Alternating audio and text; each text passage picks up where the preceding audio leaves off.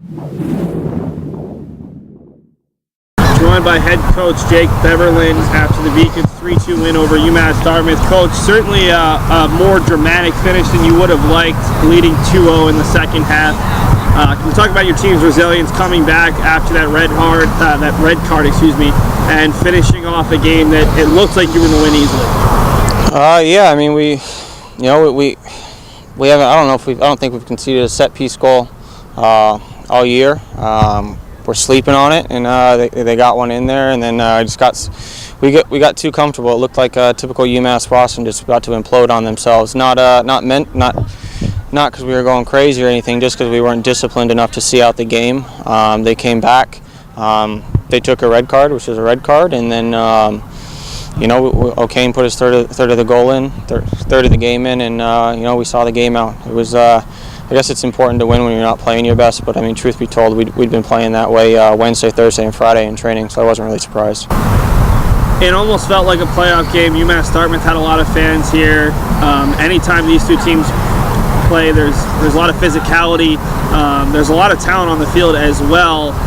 How does this game prepare you to head to East Side next week, to head to Keene State, and then for the playoffs heading forward, where you're going to have some of those games where things are going to get very high energy, high pressure quickly? I don't know. I mean, I'm not really worried about going down to Eastern. I haven't really even crossed their mind. I guess that's who we play next week. I'm just kind of worried about taking a day off tomorrow. I know Keene's at the end of the schedule. I know that they got a pretty good team this year, but I'm really not worried about them right now. I don't think the guys are either. We just gotta, make sure we enjoy our day off tomorrow, tonight, and then get back to training on Monday and make sure we have a good training on Monday. We had a bad 3 days of training. It just wasn't as sharp as it's been, and I don't think we had a bad day of training all year besides those 3 days. So, maybe it had something to do with not finishing Babson off, when you have 36 shots to 4 and 19 to 1 on corners, but they've got to learn to get over it a little bit more. I'm happy with the win, but we'll move on. Coach, finally, Ocane Williamson, his first collegiate hat trick. He really came up big for you guys in a game where things got a little bit more pressured than maybe you would have expected. How big was his performance today after maybe not finishing as much on Wednesday?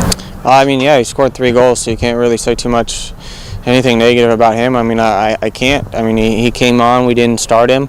For various reasons. He came on. He took his lumps with not starting, and he came on.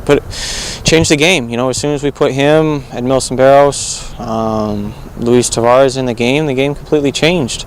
We went up 2-0 with quite ease.